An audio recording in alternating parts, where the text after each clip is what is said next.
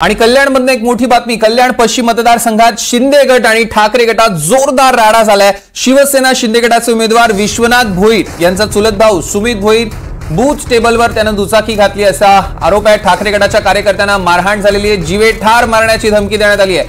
ठाकरे गटाचे पदाधिकारी उमेश भंडारी यांनी आरोप केलेत। खडकपाडा पोलीस ठाण्यात तक्रार दाखल करण्यात आली आहे। अमजद खान आपले प्रतिनिधी आपल्यासोबत फोन लाईन वरून जोडले गेलेत। अमजद, नेमकं काय घडलं?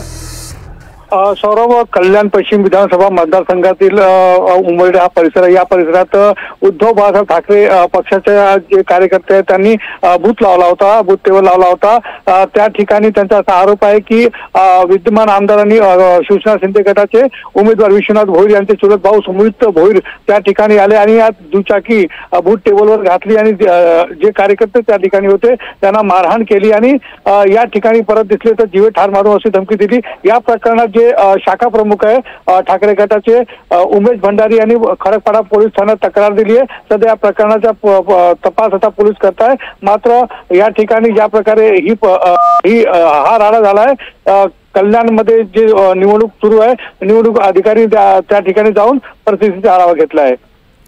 अमजद, यावर लक्ष ठेवून असतात असे अपडेट्स घेऊ। तुर्तास धन्यवाद।